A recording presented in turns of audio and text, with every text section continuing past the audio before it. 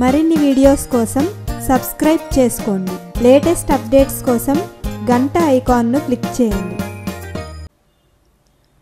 Hi friends, ఈరోజు మనం ఇంగ్లీష్లో కొన్ని కన్ఫ్యూజింగ్ సెంటెన్సెస్ గురించి చెప్పుకుందాం. ఇక్కడ టాపిక్ కన్ఫ్యూజింగ్ సెంటెన్సెస్ అంటే ఇంగ్లీష్లో మనం ఒకరితో కమ్యూనికేట్ అయ్యేటప్పుడు కొన్ని వర్డ్స్ ఆర్ కొన్ని ఫ్రేజెస్ ఎలా ఉంటాయంటే ఆ టైంకి మనం యూజ్ చేయొచ్చా చేయకూడదా, లేదంటే మనం ఏదైనా రాంగ్ చెప్తున్నామా అన్న విధంగా డౌట్లో ఉంటాం.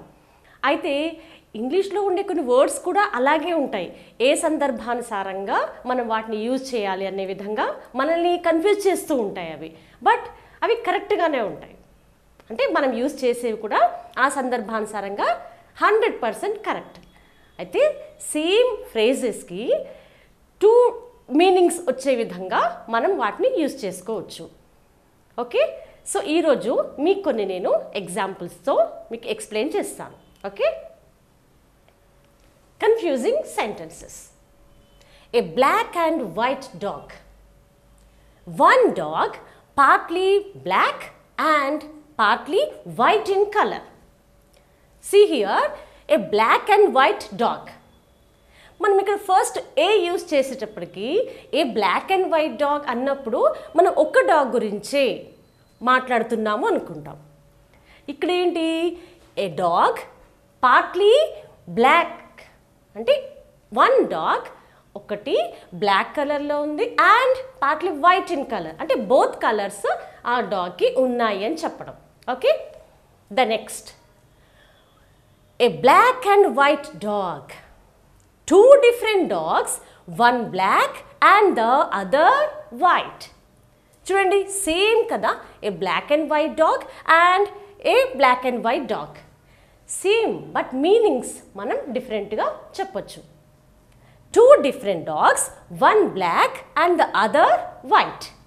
అంటే ఒక డాగ్ దానిలో ఒకటి బ్లాక్ అంటే నలుపు రంగులో ఉన్నది, మరొక డాగ్ వైట్ రంగులో అంటే తెలుపు రంగులో ఉన్నది అని చెప్పడం కోసం.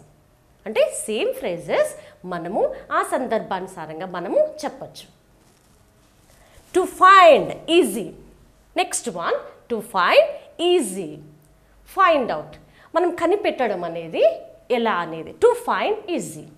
స్మూత్, కంఫర్టబుల్ మీన్స్ కనిపెట్టుట సులభంగా, కంఫర్టబుల్ అనుకూలంగా.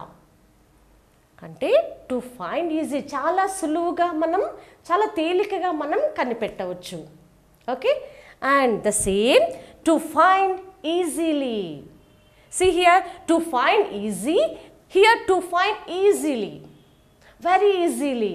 ఎలా చెప్తాము, without any difficulty, it's so easy to me to find out anything. అంటే నాకు అది చాలా తేలికైన పని. ఆల్రెడీ మనం ప్రీవియస్ దాంట్లో ఎలా చెప్పుకున్నాము, టు ఫైండ్ ఈజీ. ఓకే, నేను చేసే పని లేదా నేను కనిపెట్టదలుచుకున్నది చాలా ఈజీగా చేయగలుగుతాను అని చెప్పడం.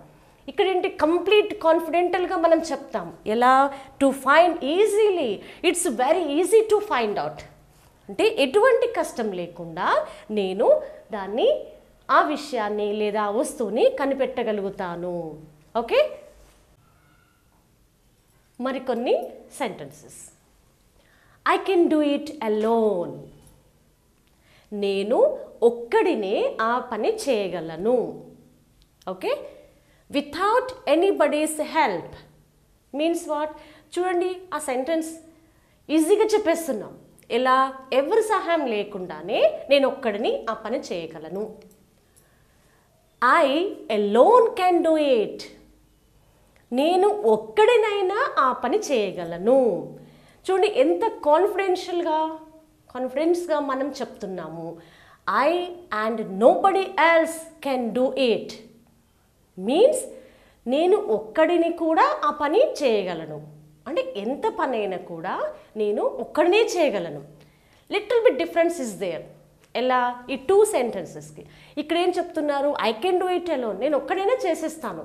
బట్ ద నెక్స్ట్, ఎవరి సహాయం లేకుండానే ఎంత పనైనా ఎంత వర్క్ అయినా నేను ఒక్కడనే చేయగలుగుతాను, ఇంకెవరి వల్ల కాదు, నేను ఒక్కడనే చేయగలుగుతాను. ఓకే, వర్క్ ఇన్ హ్యాండ్, నేను ఆ పనిలోనే ఉన్నాను అంటే ఆల్రెడీ వర్క్ స్టార్టెడ్, మనం చేస్తున్నాము, ఆ పని అనేది ఎప్పటి నుంచో స్టార్ట్ అయింది, మనం అదే పనిలో ఉన్నాము. That is work in hand. A work which we are doing అంటే ఆల్రెడీ మనము ఆ పని చేస్తున్నాము. ఓకే, వర్క్ ఆన్ హ్యాండ్, చేయబోయే పని. Work in hand, on hand. A work which we have to do but not begun. Got the difference now? Here which we are doing already it's continuing అంటే already అదే ప్రాసెస్లో మనం ఉన్నాం. Work on hand అంటే చేయబోయే పని. we have to do further, not yet confirmed అంటే not begun, ఇంకా ఆ పని స్టార్ట్ అవ్వలేదు అని. Okay, just difference is in on.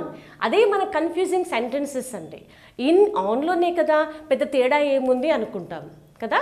చూడండి, ఇన్ హ్యాండ్, ఆన్ హ్యాండ్, చేయబోయే పని, ఆల్రెడీ చేస్తున్న పని. The eldest sun, eldest, elder అన్నప్పుడు పెద్దవాళ్ళ గురించి చెప్పేటప్పుడు మనకంటే పెద్దవాళ్ళు, లేదంటే వేరే వాళ్ళ గురించి చెప్పేటప్పుడు వారికంటే పెద్దవాళ్ళని మనం కంపేర్ చేస్తాం. ద ఎల్డెస్ట్ సన్, అందరికన్నా పెద్దవాడు. Okay, the first born son అంటే అందరికన్నా ముందు పుట్టినవాడు అని చెప్తారు. Next, the oldest son. Here you see the difference, eldest, oldest. Elder అన్నప్పుడు పెద్దవాడిగా మనం చెప్తాం. హియర్ ఓల్డెస్ట్ సన్ అంటే ఇప్పుడు ఉన్న వాళ్ళందరిలో కూడా తను పెద్దవాడు. అంటే ఒక ఫ్యామిలీలో 8 members 9 members అలా ఉన్నారనుకోండి, ఎల్డెస్ట్ అని చెప్పినప్పుడు పెద్దవాడని చెప్తాం. ఇప్పుడు ఉన్న వాళ్ళల్లో కూడా అందరిలో పెద్దవాడు అన్నప్పుడు ఓల్డెస్ట్ సన్, ఉన్న వాళ్ళల్లో అందరిలో కూడా పెద్దవాడు. To go to school, simple, very simple. To go to school means what? I go to school. What purpose we go to school? To get education. మనం స్కూల్కి ఎందుకు వెళ్తాము? చదువుకోవడానికి స్కూల్కి వెళ్ళడం, చదువుకోవడానికి మాత్రమే స్కూల్కి వెళ్తాను. Simple, very simple. I go to school. To go to school. Okay, to go to the school. The school, to go to the school అంటే to go for any other purpose. అంటే మనం స్కూల్కి వెళ్తున్నాము నాట్ ఓన్లీ టు ఎడ్యుకేట్, అంటే మనం education కోసం వెళ్ళట్లేదు, చదువుకోవడానికి కాదు, వేరే ఇతరత్ర పని ఉండొచ్చు, అడ్మినిస్ట్రేషన్ అవ్వచ్చు, ఇంకేదన్నా పని ఉండొచ్చు, సర్టిఫికేట్ ఉండొచ్చు, ఇంకేదన్నా. అలాంటప్పుడు to go to the school, వేరే ఇతరత్ర పని మీద స్కూల్కి వెళ్ళడం. Got the difference now? మీకు ఈ వీడియో నచ్చినట్లయితే లైక్ బటన్ని క్లిక్ చేయండి. అలాగే మీ అభిప్రాయాలను కామెంట్ బాక్స్లో రాయండి. ఇంకా ఈ ఛానల్ని ఇంకా సబ్స్క్రైబ్ చేయని వాళ్ళు సబ్స్క్రైబ్ బటన్ని క్లిక్ చేసి సబ్స్క్రైబ్ చేసుకోండి.